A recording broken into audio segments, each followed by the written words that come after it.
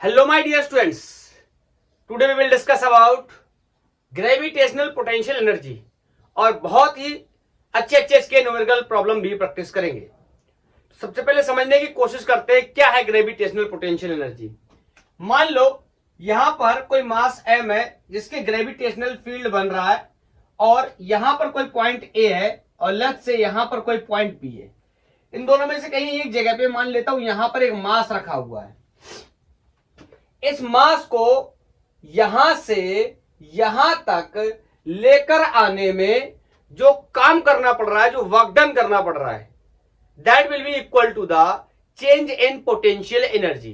First of all potential या potential energy जैसी चीजों की बात नहीं करते, हमेशा डिफरेंस ऑफ पोटेंशियल या डिफरेंस ऑफ पोटेंशियल एनर्जी जैसी चीजों की बात करते हैं। ठीक है, तो यहां से उठा करके यहां लाया, लेट्स सपोज मैं लाया, तो मैंने यहां से उठाकर यहां लाया, तो वर्क डन बाय मी या work done by the external agent will B equal to the change in potential energy. लेकिन यहां सवाल पैदा होता है किसका? Gravitational potential energy. तो ग्रेविटेशनल पोटेंशियल एनर्जी का मतलब है यहां पर m मास रखा हुआ है, यहां पर कोई छोटू m मास है, तो ये वाला मास इस वाले मास पे क्या करेगा? फोर्स लगाएगा। तो ग्रेविटेशनल फोर्स की वजह से जो वर्क डन होगा, उस वर्क डन में अगर मैं नेगेटिव साइन और लगा दूंगा, that will B equal to the change in potential energy या that will B equal to the change in gravitational potential energy. Difference is clear और नॉट? अगर मैंने काम किया तो माइनस साइन का इस्तेमाल नहीं करेंगे, बट अगर ग्रेविटेशनल फोर्स काम कर रहा है या उसके प्रेजेंस में काम हो रहा है, तो वर्क डन में हम नेगेटिव साइन का यूज करेंगे। किसके लिए? चेंज इन पोटेंशियल एनर्जी निकालने के लिए या सो कॉल्ड पोटेंशियल एनर्जी निकालने के लिए। चलो समझते हैं। तो मैं कह सकता हूं the change in potential energy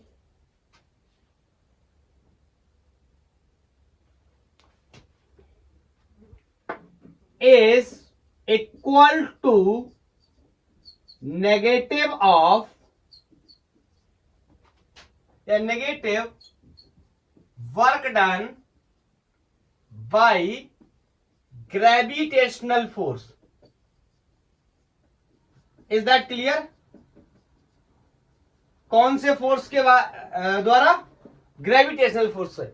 मैंने बोला यहां से यहां लेकर आए, ठीक है, in presence of gravitational field, मतलब in presence of gravitational force. तो जो काम करना पड़ा, ध्यान से सुनना। डिफरेंशियल में लिखना चाहूं तो ऐसे लिख सकता हूं, du is equal to minus times of dw। du is for change in potential energy या differential change in potential energy. Average में लिखना चाहूं तो ऐसे लिख सकता हूं, delta u will be equal to minus times of delta w। Is that clear? बोलो। And this is dw and this delta w is work done by gravitational force. मैं मेंशन कर दे रहा हूं, this is work done by gravitational force. Is that clear? और यहां पर देखोगे तो ये वर्क डन कैसा है? कांस्टेंट है। ये वर्क डन कैसा है? डिफरेंशियल, तो वेरिएबल भी हो सकता है। तो वेरिएबल वर्क डन के लिए अगर मैं लिखना चाहूं तो क्या लिख सकता हूं मैं?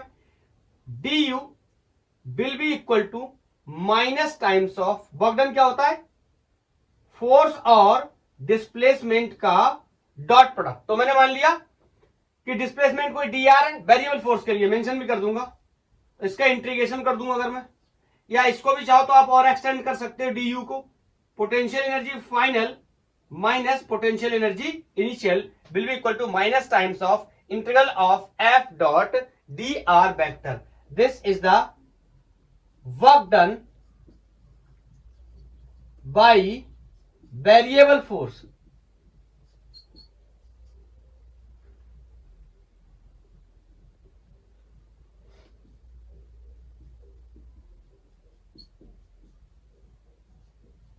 Clear है? This is the work done by variable force. और वेरिएबल फोर्स से जो पोटेंशियल एनर्जी आई है वो ये final potential energy minus initial potential energy. Is that clear? अब हम बार बार पढ़ाई करते हैं पॉइंट मासेस के लिए। और एक बात यहां पर आपको और भी समझ में आ रही होगी कि पोटेंशियल एनर्जी किसी भी सिंगल पॉइंट की है, सॉरी सिंगल मास की पॉसिबल नहीं है, क्योंकि एक मास जब रखा होगा उसकी प्रेजेंस में दूसरे मास को लाया जाएगा। Is that clear? तभी तो ये वाला मास इस पे क्या करेगा, फोर्स लगाएगा, या ये वाला मास यहां पर ग्रेविटेशनल फील्ड क्रिएट करेगा। जब कोई फोर्स लगेगा ही नहीं या कोई फील्ड क्रिएट करेगा ही नहीं, तो दूसरा मास अगर मैं लेकर भी आऊंगा तो इस पर वर्क डन कितना हो जाएगा, जीरो। मतलब इसकी पोटेंशियल एनर्जी कितनी हो जाएगी, जीरो। मतलब सिंगल मास की पोटेंशियल एनर्जी डिफाइन नहीं कर सकते। Is that clear? चलो अब नेक्स्ट हेडिंग लगा लो, potential energy of two particle system.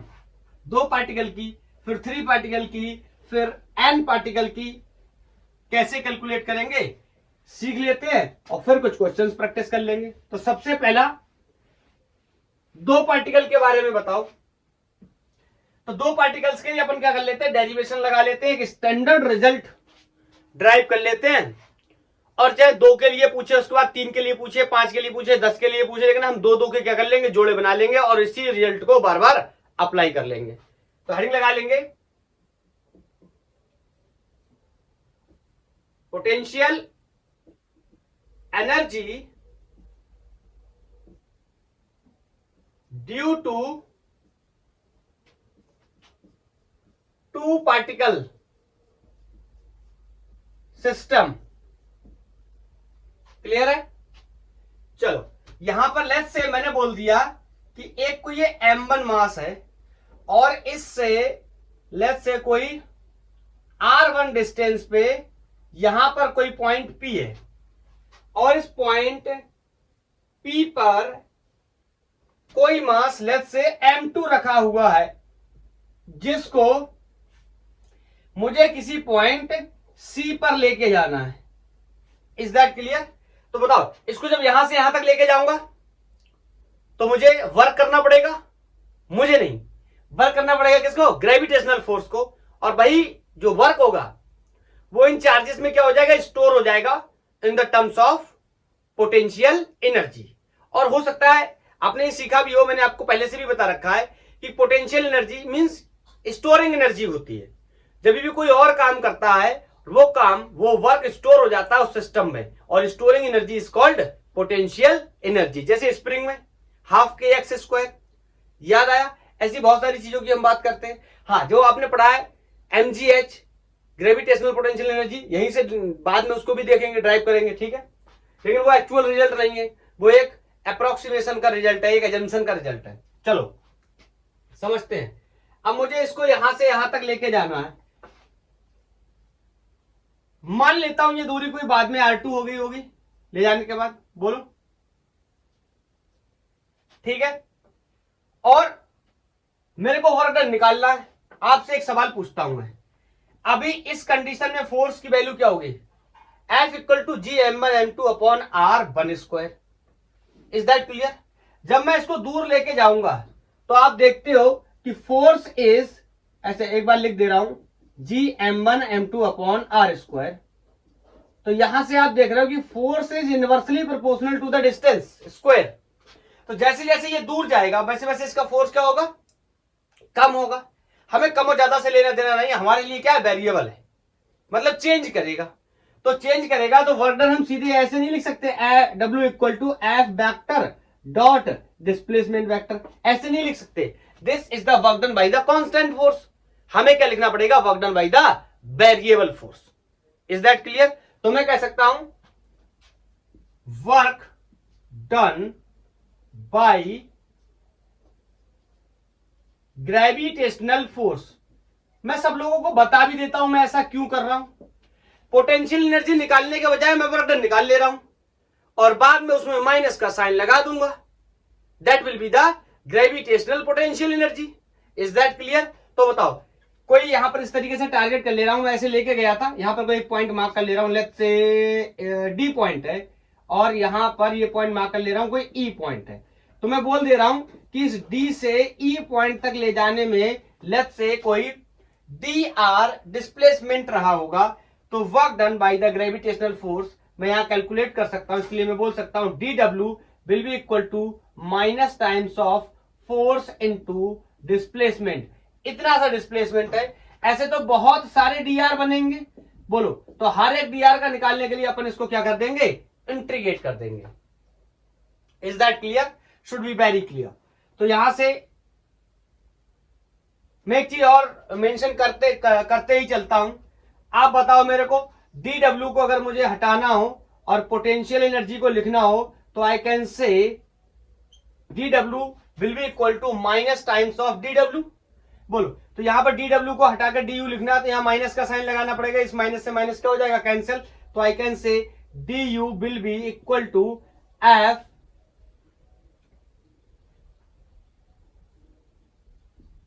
Dot dx vector. क्या कोई दिक्कत? बिल्कुल भी नहीं। ये वाला माइनस साइन इस वाले माइनस साइन के साथ हट गया। चलो अब यहां पर फोर्सेस की वैल्यू को पुट कर देते, DU will B equal to force. बताओ इस पार्टिकल और इस पार्टिकल पर कितना फोर्स लगेगा? Answer is very clear, G M1 M2। Is that clear? बोलो।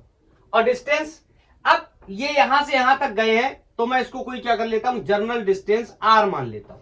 ठीक है, R दूरी, देखो ये R1 माना, यहां से कुछ R2 मान लिया, जहां पे कोई मैंने जनरल क्या फॉलो कर लिया, R फॉलो कर लिया, उसको लिमिट का रूप दे देंगे बाद में। Is that clear? बोलो। तो मैंने बोल दिया GMM upon R square and differentiation sorry integration करना है किसके साथ, dx की जगह मैं dr कर लेता हूं, सब जगह एक जैसा अच्छा लगेगा। बोलो dr। और एक और बात है, ये दोनों डॉट प्रोडक्ट है, आपको पता है डॉट प्रोडक्ट को एक्सपोज करेंगे तो cos थीटा आएगा। मैं यहां डॉट प्रोडक्ट को भी एक्सपोज कर दे रहा हूं, यहां लिख दे रहा हूं cos। बताओ cos की वैल्यू कितनी होगी? cos थीटा क्या, angle between force and displacement vector. तो ध्यान से देखोगे डिस्प्लेसमेंट कुछ इस तरीके से हो रहा है और फोर्स कुछ इस तरीके से लगेगा। क्यों? ये वाला पार्टिकल इस वाले पार्टिकल को अपनी तरफ अट्रैक्ट करेगा, तो दोनों के बीच में कितना एंगल है, 180 डिग्री का। Is that clear? बोलो, किसी को कोई दिक्कत तो नहीं? चलो, तो यहां पर जब 180 cos की वैल्यू रखूंगा तो -1 हो जाएगा, यहां पर साइन कर लूंगा तो बाहर ले लेता हूं, और जो कांस्टेंट है उनको भी बाहर ले लेता हूं। DU will B equal to minus times of G को कॉमन से ले सकता हूं, M1 को कॉमन ले सकता हूं, M2 को भी कॉमन ले सकता हूं, अंदर बचता है कौन, 1 upon R square with respect to dr। अब इसको मुझे इंटीग्रेट करना है, बस मैं लिमिट्स को भी क्लियर कर देता हूं। जब मैंने अपनी कहानी को स्टार्ट किया था उस समय डिस्टेंस कोई R1 थी, जब मैंने अपनी कहानी को फिनिश कर दिया ले जाकर तो ये डिस्टेंस कोई R2 हो गई। Is that clear? तो ये DU विल बी, U मत लिखना, डेल्टा U लिखना। ठीक है, change in potential energy. Of course final minus initial बाद में कर लेंगे। तो यहां पर देखोगे -G M1 M2, बोलो 1 अपॉन R स्क्वायर का integration with respect to dr, बहुत बार बता चुका हूं, एक बार फिर बता देता हूं। ऊपर लेके जाऊंगा माइनस हो जाएगा 2, ये हो गया dr इंटीग्रेशन। बोलो इंटीग्रेशन क्या करूं, पावर में एक ऐड करूंगा, टोटल पावर को क्या करूंगा, डिवाइड करूंगा। So this will be R to the power -2 plus 1 upon -2 plus 1। यहां पर ध्यान से देखोगे ये हो गया R की पावर -1 और नीचे हो गया ये -1। तो -1 को मैं कॉमन ले सकता हूं, तो ऐसे लिख सकता हूं मैं, यहीं पे मैं फाइनल कर दे रहा हूं, इसको लिख सकता हूं 1 अपॉन R की पावर -1 को 1 अपॉन R, ये माइनस कॉमन लेके ऐसे कर बाहर, तो ये हो जाएगा -1 upon R, limit from R1 to R2। Is that clear? Note करो इतना, मैं हट जाता हूं, जिनको एसएस लेना एसएस ले ले। 1 2 3 डन। ओके, चलो अब मैं इसको यहां पर सॉल्व कर देता हूं फिर से।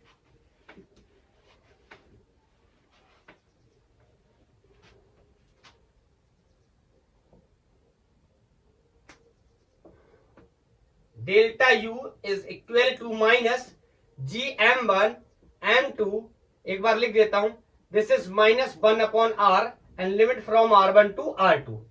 कैसे हुआ इंटीग्रेशन मैंने यहां पर समझा रखा है। ठीक है, अब क्या करेंगे, लिमिट्स को पुट कर देंगे, -GM1 M2, या ऐसा भी कर सकते हैं, इस माइनस माइनस को मल्टीप्लाई करके प्लस भी कर सकते हैं, और यहां पर लिमिट डाल सकते हैं कितना, 1 अपॉन R2 -1 अपॉन R1। ठीक है, समझ पाए? इस माइनस माइनस को मैंने निकाल लिया तो प्लस हो गया 1/R2 माइनस 1/R1। तो ये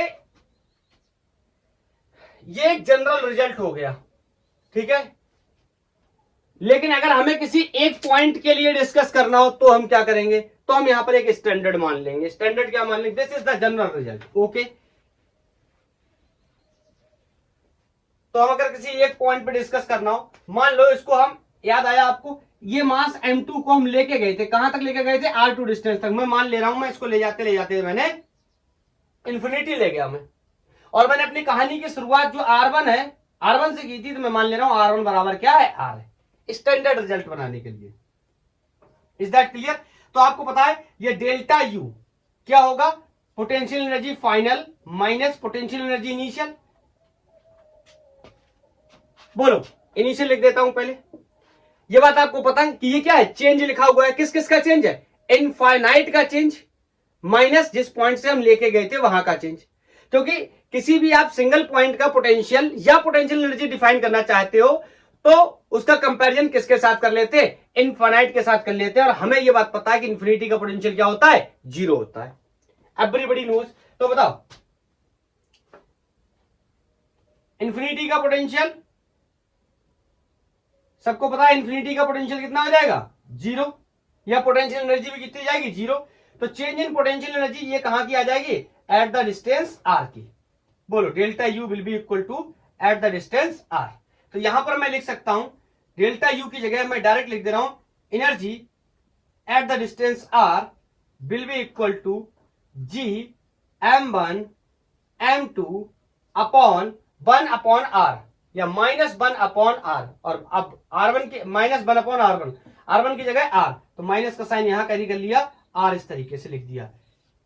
guys, this is the potential energy to system of particles, ठीक है। ये जनरल रिजल्ट है, इसको मैंने स्टैंडर्डाइज कर दिया। R2 को मैं इंफिनिटी ले गया तो R1 को मैंने R मान लिया, and this is minus G M1 M2 upon R, not R square, R। Is that clear? इतनी पोटेंशियल एनर्जी होगी दो पार्टिकल ऑफ सिस्टम में। 3 हुए तो, n हुए तो, चलो उनकी भी बात कर लेते हैं। नोट करो इसके बारे में। अगला हेडिंग लगा लो, हटा दूं, potential energy of 3 particle system. 3 particle system की कैसे निकालेंगे? अब this result should be learn. इस रिजल्ट को हम हमेशा अब दिमाग में रखेंगे। ये हेडिंग भी हटा ही दे रहा हूं अब।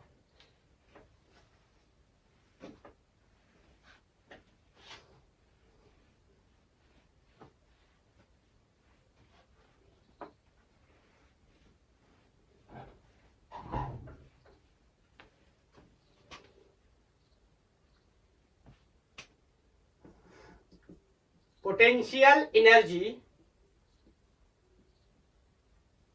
of 3 particle system। 3 पार्टिकल है तो क्या करेंगे समझना। मान लो मेरे पास ये 3 पार्टिकल है, ए, बी और सी। मुद्दे की बात क्या है? अभी अभी मैंने 2 पार्टिकल की सीखी थी, minus G M1 M2 upon R square. अगर इन 3 में मैं क्या कर लूं? जोड़े बना लूं, पेयर बना लूं, और एक पेयर की कैलकुलेट कर लूं, और फिर जितने भी पेयर बनते हैं सबकी ऐड कर दूं, तो क्या मिल जाएगी मुझे? Total potential energy of this system. Is that clear? हाँ, जोड़े कैसे बनेंगे ये मैं आपको अभी बताऊंगा। बोलो, तो मैं क्या कह सकता हूं? अगर मैं पेयर्स की, एक पेयर की निकाल के सबकी जोड़ दूं, मैं कह सकता हूं दी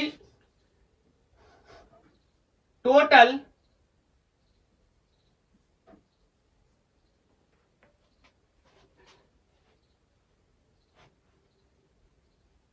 ऐसे नहीं, the potential energy of 3 particle system is sum of potential energy of each pair. क्या मेरी बात का मतलब समझ आया आप लोग को? मैंने क्या लिखा है कि तीनों की पोटेंशियल एनर्जी निकालनी है तो सम कर दो किसका, ईच पेयर का। कितने पेयर बनेंगे अगर मैं पेयर बनाने की कोशिश करूं तो देखो, एक ए बी बना, एक ए सी बना और एक बी सी, ये 3 पेयर बने। और इस एक पेयर की वजह से निकालो, दो इस पेयर की वजह से निकालो, इस पेयर की वजह से निकालो, ऐड कर दो। देखो अभी masses and distance is not given, मैं सिर्फ पेयर्स के माध्यम से आपको समझाने की कोशिश कर रहा हूं। मासेस एंड डिस्टेंस तो दिए ही होंगे। क्या मेरी बात समझ पाए? बोलो। तो पेयर ए बी की वजह से, पेयर ए सी की वजह से और पेयर बी सी की वजह से, यहां पर एक बात मुझे ध्यान रखनी है कि पेयर रिपीट नहीं होना चाहिए। अब आप सी बी पेयर नहीं बना सकते यहां, क्यों, सी बी और बी सी एक ही बात है, समझ रहे हैं ना। पेयर बनेंगे कितने, इसके लिए मैं आपको एक मशीन दूंगा, एक फॉर्मूला दूंगा। बोलो कैसे पता करेंगे कि कितने पेयर बनेंगे? सुनना, if there are n particles then number of pair will be, ध्यान से सुनना, n नंबर ऑफ पेयर, यहां पे मेंशन कर दे रहा हूं, number of pair n minus 1 divide by 2। या जो लोग फैक्टोरियल के बारे में जानते हैं तो फैक्टोरियल एल का भी इस्तेमाल कर सकते हैं, एन फैक्टोरियल का भी इस्तेमाल कर सकते हैं, जहां एन क्या है, नंबर ऑफ पार्टिकल्स, जितने भी पार्टिकल्स हैं। इससे मुझे पता चल जाएगा कि कितने जोड़े बनेंगे, कितने पेयर बनेंगे, और सारे पेयर की वजह से मुझे क्या करना है, सम करना है, क्योंकि potential energy, energy is a simply scalar quantity, तो सबको क्या करते जाना है, ऐड करते जाना है। Is that clear? चलो अब यहां पर चेक कर लो, इसी को चेक कर लो, बताओ यहां कितने पेयर है, कितने पेयर बनेंगे। तो चेक करने के लिए कितने पार्टिकल्स है, 3, 1 2 3, तो मैं कह सकता हूं 3 माइनस 1 डिवाइड बाई 2, तो 3, ये कितना बचा, 2 डिवाइड बाई 2, ये 2 से 2 मर गया, आंसर इज 3 पेयर बनेंगे। हमने पहले भी बनाए थे 3 पेयर। Is that clear? तो ये हमें बताएगा कि कितने पेयर बनेंगे और उन्हीं पेयर्स को हमें दिमाग में रख करके बना लेना है। एंड रिमेंबर, जितने पेयर इसने बनाए हैं, बताए उतने पेयर हम बना लेंगे, बशर्ते कोई रिपीट नहीं होना चाहिए। Is that clear? बोलो, क्या कहानी साफ है? अब क्या करेंगे इसके बाद, calculate energy of each pair, हर पेयर की एनर्जी कैलकुलेट करेंगे and add to get total potential energy. शायद आप मेरी बात समझ गए होंगे, जो मैं यहां बता रहा था वही मैंने यहां पर आपको इस तरीके से बताया। पहले नंबर ऑफ पेयर्स निकाल लिए और हर एक पेयर की एनर्जी निकाली, और हर एक पेयर की एनर्जी निकालने के बाद सबको क्या कर दिया, ऐड कर दिया। अब प्रैक्टिकली इसको कैसे करेंगे, इसके लिए अपन कुछ सवाल ले लेते हैं और समझने की कोशिश करते हैं। बहुत ज्यादा इजी क्वेश्चंस मैं नहीं कराऊंगा, कुछ अच्छे ही क्वेश्चंस होंगे जिनसे हमें कुछ सीखने को मिले, और जिन एग्जाम्स के लिए हम पढ़ाई कर रहे हैं लाइक नीट एंड जेई, तो उनमें हमारी हेल्प हो, स्पेशली फॉर जेई।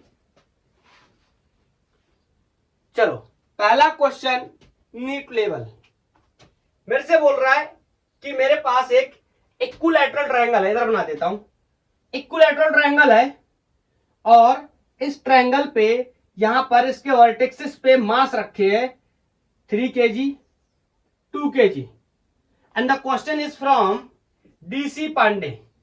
ये डीसी पांडे से हमने लिया हुआ है। चलो अब मेरे से कह रहा है कैलकुलेट, इक्विलैटरल ट्रायंगल है, डिस्टेंस भी, साइड लेंथ भी बता देता हूं इसकी, calculate potential energy of system. कितनी पोटेंशियल एनर्जी होगी सिस्टम की। मुझे तो 2 पार्टिकल सिस्टम की पोटेंशियल एनर्जी के बारे में पता है, -gm1m2/r, और उसी के क्या कर लेता हूं मैं, जोड़े बना लेता हूं, सबकी मिल जाती है मुझे। तो सबसे पहले तो चेक कर लेता हूं कितने नंबर ऑफ पेयर बनेंगे। तो बोलो, नंबर ऑफ पेयर्स के लिए अपन को पता है कैसे चेक करना है, number of pairs will be n - 1/2। कितने पार्टिकल अभी अभी देख के आए, 3 है, तो 3 के लिए कितने जोड़े बनेंगे, 3 ही बनेंगे। चाहो तो आप यहां डाल के देख लो, 3 माइनस 1/2, तो ये ऐसे भी कर सकते हो आप, 3 इंटू 2/2। जिन्हें ज्यादा गणित करनी है 3 2 जा 6 कर सकते हैं, फिर 3 से काट सकते हैं। अल्टीमेट कितने पेयर्स बनेंगे, 3। बोलो, इज दैट क्लियर? पेयर्स तो क्लियर हो गए। कौन कौन से बना सकता हूं मैं? इसका इसके साथ 1, इसका इसके साथ 2, और इसका इसके साथ 3। अब इसके अलावा अगर आप कोई बनाएंगे तो रिपीट करने लगेगा, क्योंकि इसने बता दिया कितने पेयर बनेंगे, 3। और 3 मैंने ऐसे बनाए क्योंकि तीनों क्या है, अलग है, डिफरेंट है, सेम नहीं है। अब अगर आप इसका इसके साथ बनाएंगे तो मैच कर जाएगा, क्योंकि 2 और 3 का हम बना चुके हैं, तो 3 2 का बनाओगे मैच कर जाएगा, सेम हो जाएगा। और 3 और 1 का बनाओगे तो भी सेम हो जाएगा, क्योंकि पहले क्या था, 1 3 था, अब 3 1 है, उससे कोई फर्क तो पड़ता नहीं है, चाहे 3 1 हो या 1 3, बात एक ही है। Is that clear? तो अगर मैं आपसे पूछूं ईच पेयर के लिए कितनी एनर्जी होगी, एनर्जी फॉर ईच पेयर, बोलो। सिंपली फॉर्मूला होता था -GM1M2/R। ईच पेयर के लिए इतनी एनर्जी होती थी। मेरे कितने पेयर बन गए, 3, तो मैं कह दूं क्या, टोटल एनर्जी कितनी होगी, सबको क्या करना है, ऐड करना है। टोटल पोटेंशियल एनर्जी, बोलो कितनी हो जाएगी, एक स्पेयर की वजह से, एक स्पेयर की वजह से, और एक स्पेयर की वजह से। तो सबकी वजह से लिख दूं। यहां सब में मुझे एक चीज दिखाई दे रही है कि जी सब में कॉमन आने वाला है, बोलो, और आर भी सब में कॉमन आने वाला है, क्योंकि क्या है, 1 मीटर है। तो -G/R मैंने सबसे कॉमन ले लिया। यहां M1 M2 ऐसे कर लो, M1 M2 नाम भी कर लो चाहो तो, M1 M2 M3। Is that clear? M1 M2, एक इसका बना लिया, दूसरा इसका बना लो, M2 M3, बोलो, फिर एक इसका M3 M1। इसके अलावा कुछ भी बनाओगे रिपीट कर जाएगा। तो यहां पर potential energy U is equal to -G, R की वैल्यू कितनी है, 1 मीटर। बोलो, यहां M1 मैंने कितना लिया है, 1, और M2 कितना लिया है, 3 केजी में, प्लस M2 कितना है, 3, M3 कितना है, 2, प्लस M3 M1, तो ये हो गया 3 इंटू 1। Is that clear? बोलो, अब इन सबको नोट कर लेंगे, जोड़ लेंगे। 3 2 जा 6, 6 और 3 9 और 3 12 कैसे हो गया यार, ये 3 सब में कैसे आ सकता है ना। अब देखो, यही मैं ऐसे समझ गया, कहीं ना कहीं कोई गलती हुई है, पूछो क्यों। ये 3 है, ये देखो सब में आ गया, ऐसा पॉसिबल नहीं है, ये मैंने कहीं ना कहीं मिस्टेक करी, मैं चेक कर लेता हूं। इसमें यस पॉसिबल, दूसरा इसमें यस पॉसिबल, तीसरा ना इसमें पॉसिबल नहीं है। जब इन दोनों का पेयर बनाने गया था तो 2 इंटू 1 होना चाहिए था। Is that clear? देखा मेरी गलती मैंने कैसे पढ़ ली। ये M3 और M1 बाई मिस्टेक मैंने रख दिया था, ठीक है। तो ये 11 हो जाएगा, 3 और 6, 6 3 9 और 2 11। तो यहां से मैं आंसर लिख सकता हूं, यहां पर मैं मेंशन कर दे रहा हूं, U is equal to -11G। This is the answer for this problem, ठीक है। ये डीसी पांडे का सवाल था। अगर मैं इसी को, यही क्वेश्चन काफी हद तक सिमिलर एससी वर्मा में भी दे रखा है, तो मैं अगर उस क्वेश्चन की बात करूं,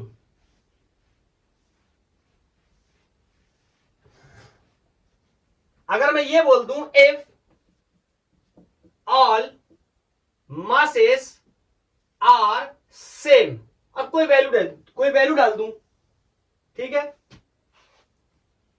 अब मैं नहीं डाल रहा कोई वैल्यू, मैं मान के चल रहा मासेस सेम है, मैं मान ले रहा हूं कोई m वैल्यू है, ठीक है। अब ध्यान से सुनना, एनर्जी ऑफ 1 पेयर बताओ कितनी होगी। सिंपल आंसर है -GMM/R, इतनी तो होगी। मासेस क्या है, सेम, तो यहां पर मैं कह सकता हूं GM²/R। अब मेरी बात बताओ, मेरी बात को आंसर करो। एक पेयर की वजह से इतनी एनर्जी है, मासेस सबके सेम है, मैंने लगा दिया है, मासेस सबके क्या है, सेम, और डिस्टेंसेस तो सेम होनी है, इक्विलैटरल ट्रायंगल है, बोलो, मैंने आपको पहले बताया था। तो बताओ, ये एक पेयर की एनर्जी हो गई, और बाकी पेयर्स की एनर्जी भी कितनी होगी, इतनी ही होगी, क्योंकि डिस्टेंस भी वेरी नहीं कर रहा है, मास भी वेरी नहीं कर रहा है। तो मैं कह सकता हूं टोटल पोटेंशियल एनर्जी बताओ कितनी हो जाएगी, सिंपली इसको मल्टीप्लाई बाई मैं क्या कर दूं, 3 कर दूं, this will be the answer. Is that clear? यह उन अप्रोचेस में काम आएगा जहां पर सेंटर वगैरह पे कहीं रखा जाएगा किसी भी रेगुलर ज्योमेट्री के। ठीक है, क्या आप मेरी बात समझ पाए? मजा आया? तो चलो एक सवाल का जवाब दे दो जरा। सवाल का लेवल थोड़ा सा अच्छा रखते हैं। अब 3 की वजह से सीख लिया, देख लिया। इस बार मैं क्वेश्चन लिखूंगा, सारे लोग पॉज करने वाले और आंसर देने वाले। क्वेश्चन में बस ट्विस्ट इतना है कि आपको डिस्टेंसेस का आइडिया है या नहीं है एक क्यूब के अंदर, बस इससे ज्यादा कुछ नहीं। अगर आप डिस्टेंसेस के बारे में जानते हैं कि कितने पेयर बनेंगे ये तो आप निकाल ही लोगे मैथमेटिकली, फॉर्मूला मैंने दिया हुआ है। ठीक है, डिस्टेंसेस का गेम होगा। चलो डीसी पांडे का क्वेश्चन है, मैं बनाता हूं क्वेश्चन को। यहां पर मेरे से बोल रहा है कि मेरे पास ये कोई एक क्यूब है, ध्यान से सुनना, और इस क्यूब के हर एक वर्टिक्स पे मैंने एक मास रख रखा है, और मास को कुछ इस तरीके से रखा है कि हर एक मास की वैल्यू क्या है, सेम, और मैंने एम मान लिया। ठीक है, ये इस तरीके से मैंने सारे वर्टिक्सेस पे एम मास रख दिए। कोई डाउट है? अभी से कैसे डाउट हो सकता है? बोला कितने मास रखे जाएंगे? 8। आपको सबको पता होगा 8 कॉर्नर्स होते हैं, 1 2 3 4 5 6 7 8। ठीक, अब क्वेश्चन है calculate potential energy of system. कितनी पोटेंशियल एनर्जी होगी सिस्टम की, डीसी पांडे का प्रश्न है। बोलो। तो सबसे पहले तो मुझे नंबर ऑफ पेयर्स निकालने पड़ेंगे, और एक एक पेयर की बना के सबको जोड़ दूंगा, आंसर हो जाएगा। तो first of all number of pairs, बोलो n माइनस 1 डिवाइडेड बाई 2। तो यहां पर n कितने हैं? 8। कितने टोटल रखे गए? 1 2 3 4 5 6 7 8। सबको पता है क्यूब के सारे कॉर्नर्स पे 8 रखे जाएंगे। ठीक है, तो ये डिवाइड करेंगे, ये कितना हो गया? चलो एक बार कर ही देता हूं। ये हो गया 7, ये हो गया बटे 2। 8 7 56 बटे 2 मीन्स 28। यहां पर लिख दे रहा हूं नंबर ऑफ पेयर्स कितने आ गए? 28। ये तो बड़ा ही कॉम्प्लिकेटेड हो गया, बहुत ज्यादा पेयर्स बनाने पड़ेंगे। ऐसा नहीं है, हमें थोड़ी सी इसकी एनालिसिस करनी पड़ेगी। ठीक है, 28 पेयर्स को हम अब ब्रेक डाउन करने जा रहे हैं, इसके ब्रेक डाउन को समझते हैं। आप चाहो तो ट्राई कर सकते हो। अब आपने सॉलिड स्टेट में केमिस्ट्री के अंदर अगर पढ़ा है इसके बारे में तो आपको आसान होगा, नहीं तो थोड़ा बहुत आप क्यूब के बारे में जानते हैं तो कोई प्रॉब्लम नहीं है। चलो मैं इसको ब्रेक डाउन करता हूं। इन 12 pairs distance between 2 masses is a। क्या मेरी बात समझ आई? 12 पेयर बनेंगे जो उन पेयर्स में डिस्टेंस ए होगी। कैसे समझना? देखो, एक पेयर इसका इसके साथ पहला, फिर एक पेयर इसके साथ दूसरा। आप एक पेयर इसके साथ लेने जाओगे तो ये डिस्टेंस तो यहां पे ऐसे समझो, ये वाली डिस्टेंस तो ये हो गई। बोलो, ये तो होगी नहीं। ए का मतलब है इसका साइड, हर क्यूब का हर एक साइड कितना है? ए का, इसलिए मैंने यहां के लिख दिया ए। ठीक है, अब ये वाला मास जो रखा है, इस वाले मासेस के लिए अगर मैं पेयर बनाने जाऊंगा तो ये पेयर काम करेगा, ये वाला पेयर भी काम करेगा। क्या ये वाला नहीं करेगा? करेगा, लेकिन मैंने डिस्टेंस क्या ले रखी? ए। और इस केस में डिस्टेंस ए ना होकर कितनी हो जाएगी? ए रूट 2। सबको पता है ये डायगोनल्स पे रखा हुआ है, तो इसको मैं अभी नहीं ले रहा हूं। ऐसे मैंने एक इसका बनाया, एक इसका बनाया, कितने बन गया? 2। अब फिर मैं इसका बनाने जाऊंगा, एक इसका 3 और एक इसका 4।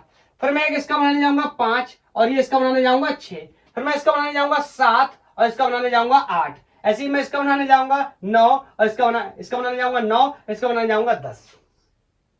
ऐसे करके एक इसका बनाऊंगा 11 एक इसका बनाऊंगा 12। क्या मेरी बात समझ पाए? कितने पेयर्स तैयार किए मैंने? 12, और 12 में डिस्टेंस कितनी है? ए। अब ध्यान से सुनना दूसरा पॉइंट। In 12 pairs, distance between two particles या two masses is a√2। a√2 क्यों समझना, मैं इसकी बात कर रहा हूं इन डायगोनल्स वाले की। अब मैंने एक इसका इसके साथ बना लिया, ऐसे देखो, इसका यहां समझो, इसका इसके साथ बनाया, इसका इसके साथ बनाया, फिर इसका इसके साथ बनाया, इसका इसके साथ बनाया, इसका इसके साथ बनाया, इसका इसके साथ बनाया, ऐसी करूंगा तो मैं 12 पेयर बन जाएंगे। और कितनी डिस्टेंस होगी a√2। कितने हो गए 12 12 24। मुझे 4 और बनाने, ये 4 इंटरेस्टिंग होने वाले हैं, मैं बताता हूं आपको। इन 4 pairs distance between two particles is a√3। काफी आसान होने वाली है ये चीज भी, सबको समझ आ जाएगा बहुत इजीली। समझना कौन से पेयर्स की बात कर रहा हूं मैं यहीं पे बता देता हूं आपको। क्यूब में देखो, एक ये मास है, एक ये मास है। अगर मैं इन दोनों का पेयर बनाने जाऊं तो जब मैं इस डिस्टेंस को इस डिस्टेंस से मिलाने जाऊंगा तो ये दूरी कितनी आएगी a√3। ऐसे ही जब मैं इसको इसके साथ मिलाने जाऊंगा तो ये डिस्टेंस भी कितनी आने वाली है a√3। अगर जो लोग समझते हैं तो मैं उनको बता सकता हूं। एक्चुअली मेरे पास क्यूब आज है नहीं, वरना मैं आपको बता देता। क्यूब के एक कॉर्नर से और दूसरे ऑपोजिट कॉर्नर तक की डिस्टेंस a√3 होती, तभी मैंने बताया इसके इसके बीच की डिस्टेंस a√3, इसके इसके बीच की डिस्टेंस a√3। ऐसे ही और भी मैं निकालूंगा तो ऐसे कितने पेयर बनेंगे 4, 2 तो बन गए। बोलो 2 मुझे और बनाने, वो भी मैं इजीली बना सकता हूं। इस वाले पेयर का इस वाले पेयर के साथ, समझ पाए? बोलो क्लियर है? 3 पेयर बन गए, एक रह गया, वो भी बन जाएगा। क्या उसमें किसी को कोई डाउट है? मेरे हिसाब से नहीं होना चाहिए। ऐसे अब कैसे ऐसे फील करो, ये क्यूब है तो यहां से यहां और यहां से यहां, फिर इसके पीछे वाले यहां से यहां, यहां से यहां, फिर इसके ऊपर वाले यहां से यहां। क्लियर? तो कितने बनेंगे 4 पार्टिकल या 4 पेयर सॉरी ऐसे बनेंगे जिनमें डिस्टेंस कितनी होगी a√3 होगी। मैंने बोला था ना डिस्टेंसेस का ही गेम है। बोलो अब मैं इन सबको हटा दे रहा हूं, इतने पेयर मैंने बना लिए, डिस्टेंस भी क्लियर कर ली। तो जब मुझे टोटल निकालना पड़ेगा तो मैं सिंपली इन सबका क्या करने जाऊंगा, ऐड करने जाऊंगा, मेरा काम हो जाएगा। बोलो तो टोटल पोटेंशियल एनर्जी इस सिस्टम की वजह से बताओ कितनी होगी? Total potential energy due to the system, मैं यहां पर ऐड करके लिख देता हूं सब। बोलो 12 पेयर थे तो 12 GM upon distance a, minus का साइन, ठीक है, ये तो इनबिल्ट है। -12 GM अपॉन a, ये 12 पेयर बन गए जिसमें डिस्टेंस a है। माइनस 12 पेयर और थे, मासेस तो हर बार सेम, जिनमें डिस्टेंस a√2 थी। Is that clear? -4 पेयर और थे, माइनस नहीं 4 पेयर और थे जिसमें डिस्टेंस कितनी थी a√3। This is the total potential energy. मैंने सबको ऐड कर दिया। अब कुछ चीजों को मैं यहां कॉमन कर लेता हूं, जैसे -GM अपॉन a को मैं कॉमन कर लेता हूं तो यहां बचा 12 अपॉन a√2, माइनस को कॉमन लिया तो यहां क्या हो जाएगा प्लस, यहां पर फिर +4 अपॉन √3। क्या ये बात क्लियर है? किसी को कोई डाउट तो नहीं है? इसको ये क्या हो गया a√3, ए तो बाहर जाएगा। हाँ ये आंसर हो गया। थोड़ा और चाहो तो सॉल्व करना है, इसको 6 × 2 लिख सकते हो, तो 2 को √2 लिख सकते हो, √2 से √2 मर जाएगा तो आई कैन से यहां पर 6√2 हो जाएगा और ये हट जाएगा। अरे 12/√2 को 6√2 भी लिख सकते हैं and this is going to be the final answer. इतनी पोटेंशियल एनर्जी होगी इस क्यूब की वजह से, जिसके हर एक कॉर्नर पर एक मास रखा है जिसकी वैल्यू m है और क्यूब की साइड लेंथ कितनी है a है। क्लियर है? मजा आया? तो कैसे मैं निकालूंगा पोटेंशियल एनर्जी 2 पार्टिकल सिस्टम की, 3 पार्टिकल सिस्टम की, इनफैक्ट n पार्टिकल सिस्टम की? सबसे पहले मैं डिसाइड करूंगा नंबर ऑफ पेयर्स, और नंबर ऑफ पेयर्स जैसे ही मुझे पता चलेंगे मैं एक एक पेयर की निकाल के सबको ऐड कर दूंगा। एक पेयर में मासेस और डिस्टेंस का गेम होगा, उसको मैं देख लूंगा। अगर मासेस सेम हो जाते हैं तो सिर्फ मुझे डिस्टेंसेस पे काम करना है और सबको बाद में क्या करना है, एड अप करना है। Clear sir? वो वाला फॉर्मूला बता दो MgH वाला। अब मैं उसी फॉर्मूले की बात करने जा रहा हूं जिसे हम बचपन से MgH पढ़ते चले आ रहे हैं। तो हेडिंग लगा लेंगे ग्रेविटेशनल पोटेंशियल एनर्जी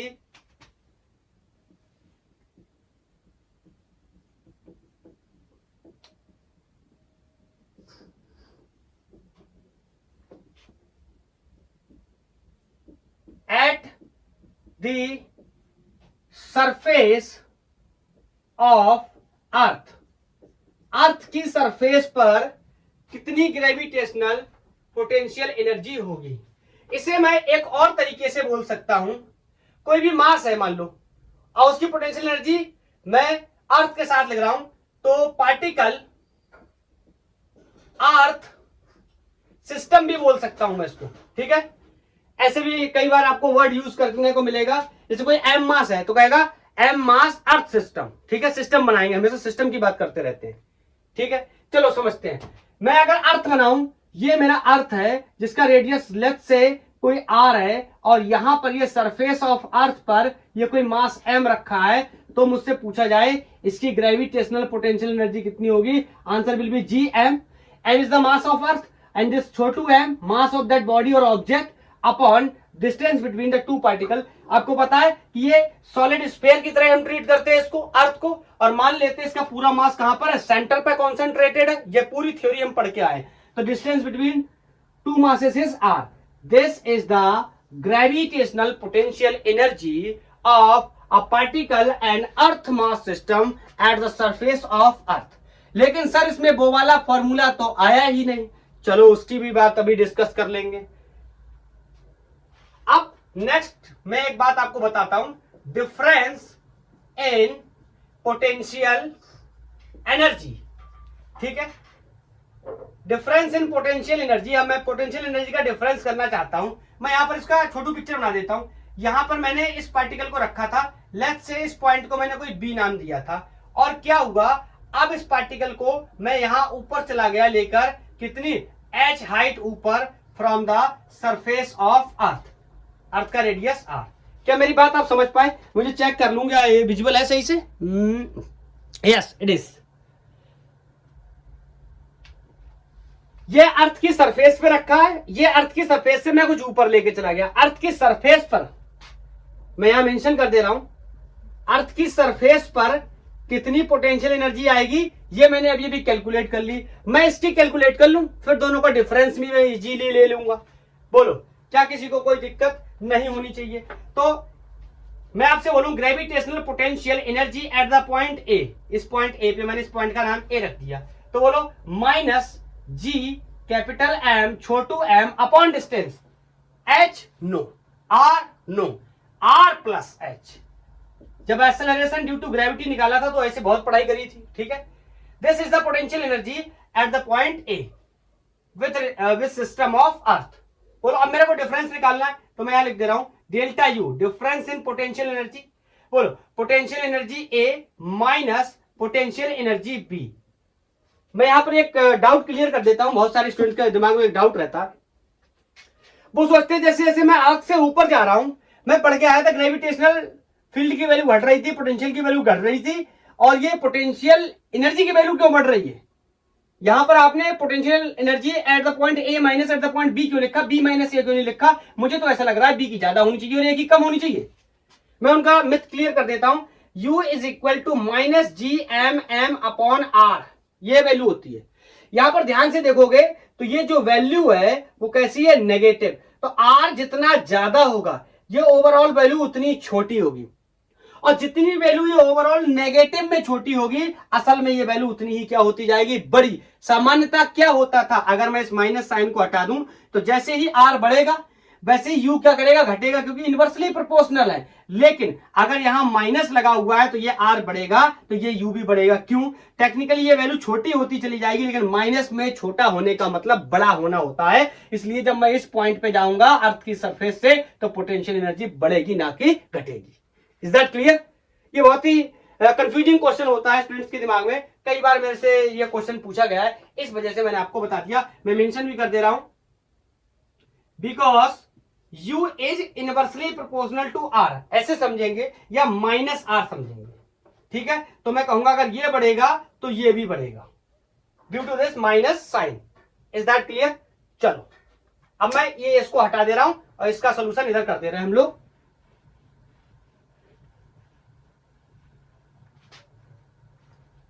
यहां पर मैं आपको बताता हूं, तो मैं लिख सकता हूं डिफरेंस इन पोटेंशियल एनर्जी को मैं लिख दे रहा हूं potential energy A minus potential energy at B. तो मैं इन दोनों का यहां पर ब्रेक करके लिख देता हूं। ये कितना हो जाएगा? पोटेंशियल एनर्जी एट ए, ये निकाली मैंने potential energy at A, minus G mass of earth, mass of that body upon R plus H. Is that clear? Minus, बोलो यहां पर सरफेस पर कितनी वैल्यू थी? ये अभी अभी हमने कैलकुलेट करी थी, हमें पता भी है एम एम अपॉन आर। मैं चेक कर लूं विजिबल है कि नहीं। हाँ है। चलो अब यहां पर आप देखोगे तो मैं U A minus U B, मैं इसमें से माइनस जी मास ऑफ अर्थ को कॉमन ले लेता हूं। बोलो मैं ऐसा कर सकता हूं, मास ऑफ अर्थ को मैं हर जगह क्या कर सकता हूं? कॉमन कर सकता हूं। तो बताओ यहां पर माइनस को भी मैंने कॉमन कर लिया, तो यहां पर ध्यान से देखोगे कितना बचा? 1 अपॉन आर प्लस एच, और यहां कितना बचा? Minus 1 upon R. Is that clear? बोलो क्या किसी को कोई डाउट है? मेरे हिसाब से नहीं होना चाहिए, और ये माइनस माइनस प्लस हो जाएगा। यह माइनस मैंने कॉमन ले लिया। Is that clear? प्लस, ये भी प्लस। अब इसको सॉल्व करना है, जो कि मेरे लिए बहुत ही आसान सवाल है। बोलो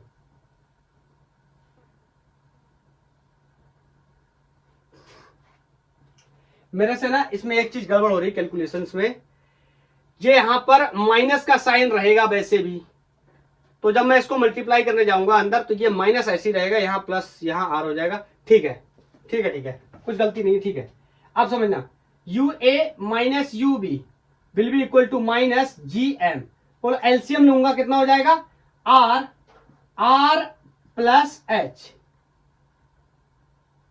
इज दैट क्लियर? और यहां से आर प्लस एच मर जाएगा तो यहां कितना बचेगा? आर।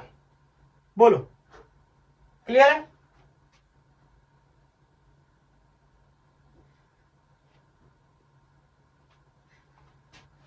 यार एक माइनस का साइन कहीं गड़बड़ कर रहा है, नहीं तो ये जुड़ जाएगा, इसमें जुड़ जाएगा तो भी एक प्रॉब्लम है। माइनस का साइन एक पता नहीं कहां रह गया।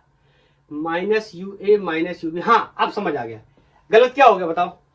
अरे पोटेंशियल एनर्जी तो माइनस में ही होती है। जब मैं ये डिफरेंस ऑफ पोटेंशियल एनर्जी लिखने जाऊंगा तो ये क्या है? Higher potential energy. ये क्या है? Lower potential energy. ये कैसा होगा? माइनस यू ए और माइनस यू बी। समझे? मैं बताता हूं फिर से। डिफरेंस क्या होता है? Final minus initial. फाइनल कैसा है? Minus U A, potential energy तो ऑलवेज माइनस, तो minus potential energy at the point A minus at the point B, और पॉइंट बी की भी कैसी होगी? माइनस। तो ये कैसा हो जाएगा? प्लस। क्या मेरी बात समझ पाए आप? तो ये यहां पर कैसा रहेगा? प्लस। तो जब मैं इसमें ये माइनस का जब अंदर मल्टीप्लाई कर दूंगा तो यहां ये कैसा हो जाएगा? Minus. Is that clear? Now should be clear. बोलो आर प्लस एच, और ये हो गया माइनस आर। ठीक है, नोट करो। मैं इसको हटाकर इधर पूरा सॉल्व कर देता हूं कि पोटेंशियल एनर्जी एच हाइट ऊपर from the surface of earth का मैं कंपैरिजन कर रहा हूं potential energy at the surface of earth. तो यहां से U A minus U B will B equal to, minus तो मैंने अंदर मल्टीप्लाई कर दिया, this will B equal to G M. यहां अगर मैं इसको देखूंगा तो R plus H minus R upon R R plus H. यहां एक आर से एक आर मरता हुआ दिखाई दे रहा है, और U A minus U B, बोलो यहां पर कितना बचा? G M H upon R R plus H.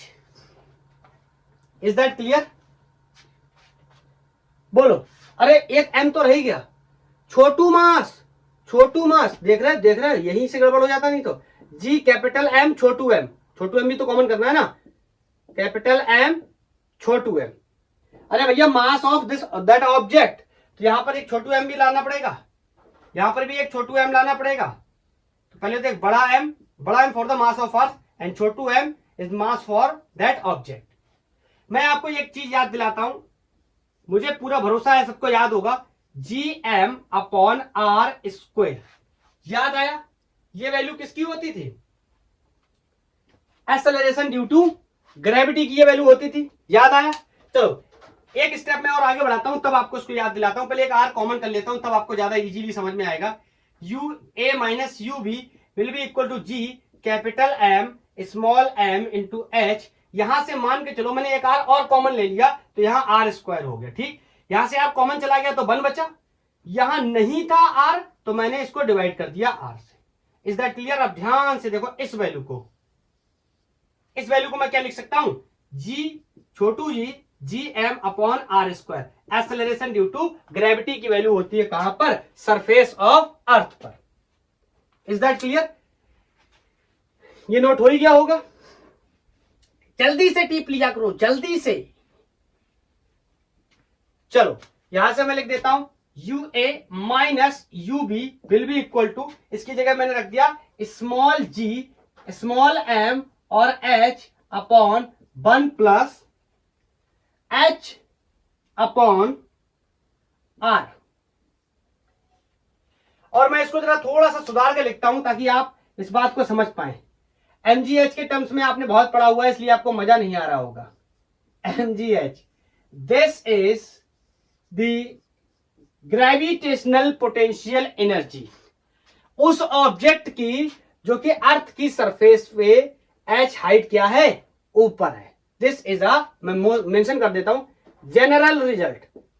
ये बहुत ही जनरल रिजल्ट है, लेकिन सर मैंने तो एमजीएच पढ़ा है। एमजीएच होती है सर, बचपन से एमजीएच पढ़ा है। बोलो ये क्या है? एक्चुअल रिलेशन है। अगर आप वो वाले रिलेशन की बात करते हो तो मेरे को एक एजम्पशन लेना पड़ेगा। क्या एजम्पशन होगा सर? मैं कह देता हूं कि एच बहुत ही छोटा है, मतलब मैं नियरली सरफेस ऑफ अर्थ पे बैठा हूं, तब मैं इसके लिए लगा सकता हूं। अगर मैं अर्थ की सरफेस से मान लो रेडियस ऑफ अर्थ का 2 गुना, आधा, 3 गुना, 4 गुना, 1/3, 5/4 ऐसे करके अगर मैं गया तो मैं इस रिजल्ट का इस्तेमाल करूंगा, तब मुझे पता चलेगा क्या? Difference in potential energy. लेकिन अगर मैं बिल्कुल अर्थ की सरफेस पे हूं और इतना सरफेस पे हूं कि इस चली गई दूरी को ऊपर की तरफ नेग्लेक्ट कर सकता हूं in comparison to the distance या रेडियस ऑफ अर्थ, तो मैं कह सकता हूं ये वाला फंक्शन क्या हो जाएगा? इग्नोर। मैं यहां लिख सकता हूं 1 + 0/r, या आप ऐसे भी लिख सकते हो h/r। तो h r क्या हो जाएगा? बहुत ही बड़ा, और h क्या हो जाएगा? बहुत ही छोटा। ये वैल्यू ओवरऑल नेग्लेक्ट कर देंगे 0 के बराबर, तो 0 में 1 जुड़ेगा तो कितना रह जाएगा? 1। तो यहां से जब मैं इसको लिखने जाऊंगा तो U A minus U B will B equal to M G H, या इसी को मैं ऐसे लिख सकता हूं difference in potential energy will B equal to M G H. बचपन से हम यही पढ़ते तो आ रहे हैं ना कि gravitational potential energy mgh, kinetic energy half mv²। बोलो ये कब काम करेगा? When we are near to the earth surface. इसका मतलब आज क्या है? बहुत ही छोटा है in comparison to the radius of earth. Otherwise अगर मैं काफी हाइट ऊपर चला जाता हूं इन ऑर्डर या in comparison to the radius of earth, then this is the actual relation for the difference in potential energy. आप चाहो तो इसको ऐसे भी लिख सकते हो, यू ए यू बी ना करके सिंपली डेल्टा यू। क्या ये बात क्लियर है? तो अप्रोक्सीमेशन में मैं इस रिजल्ट का इस्तेमाल कर सकता हूं। अप्रोक्सीमेशन में बोलो क्लियर है? चलो अब कर लेते हैं इससे रिलेटेड 1-2 सवाल, और उसके बाद टाटा एंड बाय बाय। समझ गए? जो एमजीएच पोटेंशियल एनर्जी की पढ़ाई में बचपन से करता चला रहा हूं, वो एक एजम्पशन का रिजल्ट है जिसकी वैल्यू हम लोग एमजीएच तब मानते हैं जब हम कहां पर हैं? On the surface of earth almost. ठीक है, चलो क्वेश्चन है डीसी पांडे का। A particle of mass am released from surface of earth, earth surface से रिलीज किया जाता है टू अ हाइट। देखो यहां पर मैं आपको बता दूंगा एक बात, ये एच मेरा कैपिटल हो गया, मेरी राइटिंग ऐसी है, मैं बार बार लिखता हूं, कहीं लेटर बड़ा हो जाएगा कहीं छोटा हो जाएगा, तो आप प्लीज इसको माइंड मत किया करो, आप मुद्दे की बात पर फोकस किया करो। एच इज इक्वल टू, मैं 2r के बराबर गया, समझे? बताओ एमजीएच वाला रिजल्ट लगेगा अगर जरूरत पड़ती तो? बिल्कुल नहीं लगेगा। क्यों?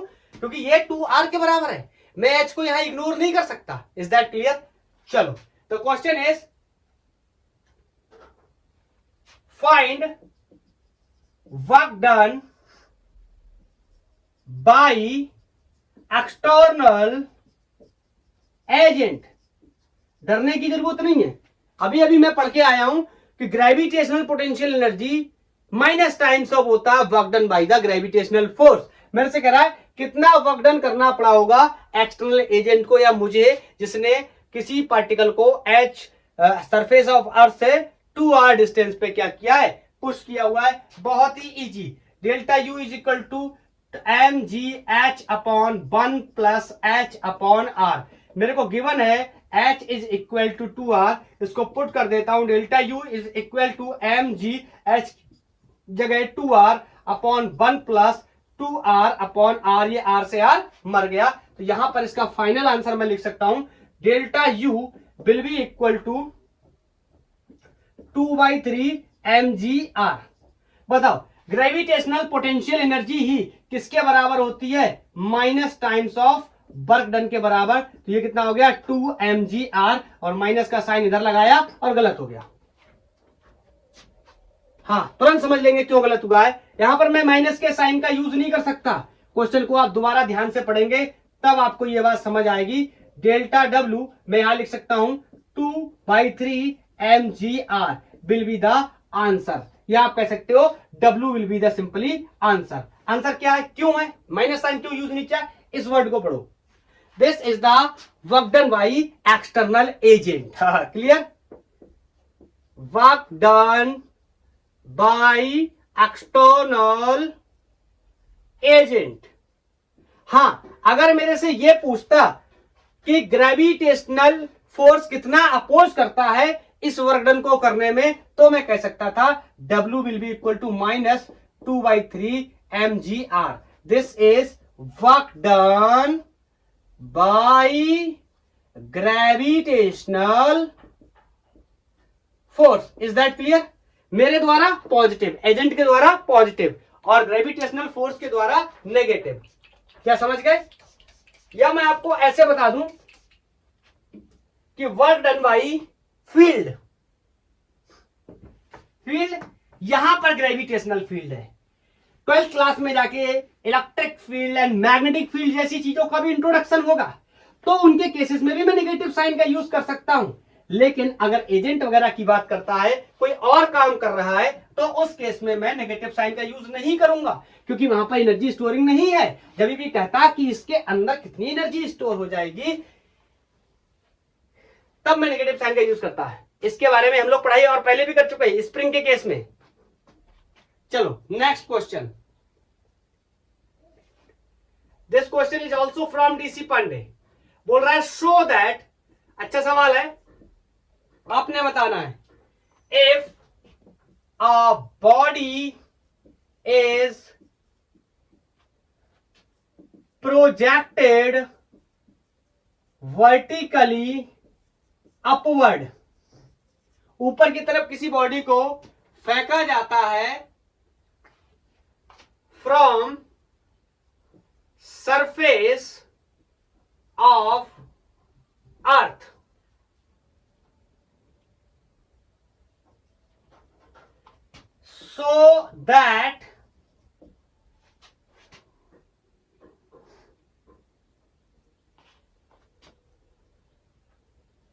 so that as it reaches at a height h is equal to nr, कितनी डिस्टेंस पे पहुंच गया, n times of r, radius के n टाइम्स, ठीक है। above the surface of earth, मेरे को यहां पर दो बातें बतानी है। सबसे पहले बतानी है increase in potential energy कितनी है, n upon n plus 1 mgr। पहला पार्ट मुझे ये बताना है, शो करना है, प्रूफ करना है कि इतनी पोटेंशियल एनर्जी होगी। Is that clear? दूसरा भी मैं मेंशन कर देता हूं,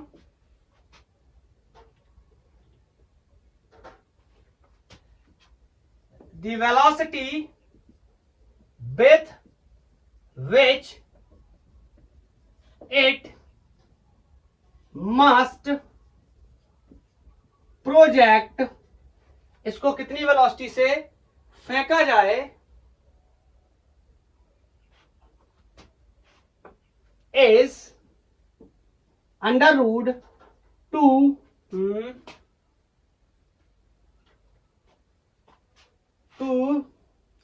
n gr upon n plus 1।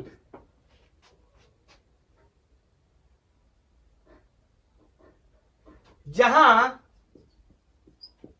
r radius of अर्थ है।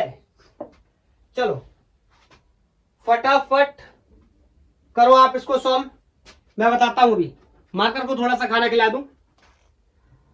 दो चीजें प्रूफ करनी है, increase in potential energy will B n upon n plus 1 mgr, और दूसरा पार्ट है जितनी वेलोसिटी से उसको फेंका जाता है, अगर वो NH डिस्टेंस पे पहुंच जाए तो वो वेलोसिटी इतनी होगी, root mgr over n plus 1। कर लिया? मैं बताता हूं, जिनका हो गया बहुत अच्छी बात है, जिनका नहीं हो पाया, कहीं कोई गलती हो गई छोटी मोटी तो चेक कर लेंगे।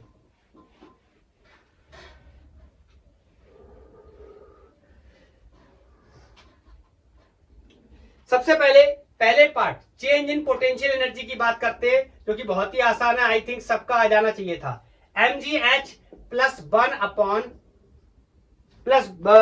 h अपॉन r, और यहां पर मेरे को एक बात गिवन है, गिवन ये है कि h की वैल्यू n r टाइम्स है, तो पुट कर देंगे delta u will be mg multiply by n r, h की जगह 1 plus n r upon n r upon r, r से r मर गया, यहां पर डेल्टा u विल बी इक्वल टू, यहां पर सही से देखोगे तो ये इसको मैं जैसे क्वेश्चन ने कहा था वैसे मैनेज कर लेता हूं, n mgr, ठीक है। नीचे कितना बचा, 1 प्लस n, यही तो कहा था ना कि प्रूफ करो उसकी change in potential energy n upon n plus 1 mgr होती है, अगर मैं उसको ऐसे फेंकू कि वो कहां पहुंच जाए, n times of r distance पे।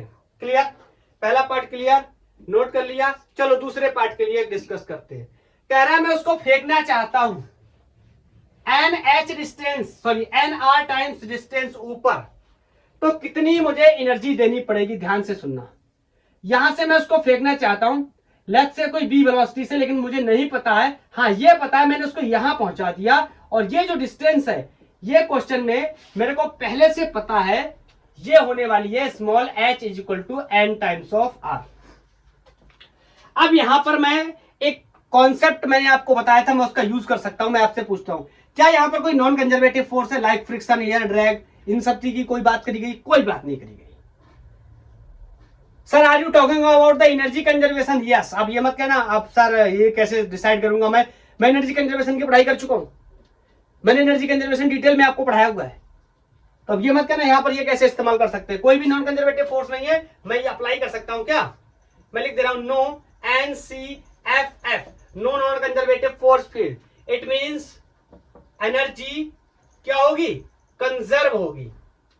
ठीक है, एनर्जी कंजर्वेशन का इस्तेमाल मैं यहां पर बहुत ही इजीली कर सकता हूं। एक बात और, यहां से b वेलोसिटी से फेंका है, लेट्स से यहां पर जाकर इसकी वेलोसिटी v डैश कोई 0 हो गई होगी, यहां पर जाकर ये रुक गया होगा, ऐसा कुछ ना तो मानना ही पड़ेगा। बोलो, और रेफरेंस लाइन में यहीं पर ले लेता हूं, तो यहां पर जो, चलो इसको यू वी कर लेता हूं, नहीं तो थोड़ा सा कंफ्यूजन नहीं होगा, ये बी कर लेता हूं, ये यू कर लेता हूं, और यहां पर इसकी पोटेंशियल एनर्जी यू कितनी हो जाएगी, 0। ये कॉन्सेप्ट भी मैंने आपको वर्क पावर एनर्जी के अंदर बताया हुआ है। जहां पर मैं रेफरेंस ले लूंगा पोटेंशियल एनर्जी वहां क्या हो जाएगी, 0। आप चाहो तो यहां रेफरेंस ले लो, तो इसकी पोटेंशियल एनर्जी माइनस mgh, और h की जगह माइनस h की जगह nr। Is that clear? अगर मैं यहां ले लूंगा, इससे नीचे है तो पोटेंशियल एनर्जी नेगेटिव, मैंने यहीं पर मान लिया तो पोटेंशियल एनर्जी क्या हो जाएगी इसकी, 0। मैं चाहूं तो जहां चाहूं वहां पोटेंशियल एनर्जी को 0 कर सकता हूं रेफरेंस मान करके।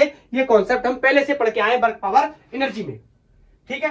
तो मैंने बोला mechanical energy initial will B equal to the mechanical energy final, kinetic initial, potential initial, kinetic final, potential final. ध्यान से सुनना मेरी बात, यहां पर जाके इसकी वेलोसिटी 0, इसका मतलब स्पीड 0, इसका मतलब काइनेटिक एनर्जी 0। यहां सरफेस पे रखा है, यही रेफरेंस, इसका मतलब पोटेंशियल एनर्जी क्या हो गई, 0, और यहां पर काइनेटिक एनर्जी हाफ m, और मैंने जो भी वैल्यू मानी है u square. Is that clear? यहां पर पोटेंशियल एनर्जी मतलब कितनी जाएगी, mgh लगा दूं क्या, ना, ये गलती मैं नहीं कर सकता, क्योंकि मेरे को पता है रेडियस ऑफ अर्थ के टाइम्स में काम हो रहा है। ये जो डिस्टेंस है ये n टाइम्स ऑफ r है, पता नहीं कितना गुना है, लेकिन in the terms of r है, r माने रेडियस ऑफ अर्थ। तो मैं यहां पर mgh वाला एक्सप्रेशन यूज नहीं कर सकता। अगर मैं mgh वाला एक्सप्रेशन यूज करूंगा तो मेरा क्वेश्चन गलत हो जाएगा। mgh upon 1 plus h upon r, मुझे इसका इस्तेमाल करना चाहिए, अप्रोक्सीमेशन का इस्तेमाल मैं नहीं कर सकता। Is that clear? यहां मास से मास मर गया, और यहां पर u square is equal to 2g, h की वैल्यू मेरे को क्वेश्चन में गिवन है, मैं यहां प्लेस कर रहा हूं n टाइम्स ऑफ r, तो g यहां पर कितना हो गया, n times of r upon 1 plus n times of r upon r। ये r से r मर गया। Is that clear? इसको सॉल्व करने के बाद बहुत ही आसान है, मैं जैसा क्वेश्चन पूछा गया था उसी टर्म्स में लिख देता हूं, u square will B equal to n के टर्म्स में पूछा गया था ना, जैसे भी पूछा गया था आप देख लेना, वैसे मेंशन कर लेना, 2n आई थिंक ऐसे पूछा गया था, upon n plus 1, 2n upon n plus 1 बचा। यहां से स्क्वायर हटाऊंगा तो यहां रूट आ जाएगा। इतनी वेलोसिटी चाहिए होगी मेरे को, इतनी स्पीड चाहिए होगी मेरे को ऊपर की डायरेक्शन में फेंकने के लिए, अगर मैं n times of r distance cover करवाना चाहता हूं इस ऑब्जेक्ट से। Is that clear? कैसे एनर्जी कंजर्वेशन का इस्तेमाल किया और कैसे हमने पोटेंशियल एनर्जी के कॉन्सेप्ट को बहुत ही अच्छे से ब्रेक डाउन करके समझ लिया। क्या आपका ये पूरा कॉन्सेप्ट क्लियर हो चुका है? आई थिंक हो चुका होगा, बहुत ही अच्छे से पढ़ाया गया है। गर्मी बहुत है, आप मेरे को देख के अंदाजा लगा सकते हो। नेक्स्ट लेक्चर में हम लोग क्या करने वाले हैं मैं आपको बता दूं। नेक्स्ट लेक्चर में हम लोग बाइंडिंग एनर्जी और वेरी इंपॉर्टेंट एस्केप वेलोसिटी के कॉन्सेप्ट को एक्सप्लोर करने वाले बहुत ही अच्छे से। क्या होता है escape velocity? Is that clear? तो आज के लिए इतना ही। थैंक यू, धन्यवाद। पढ़ाई करते रहिए।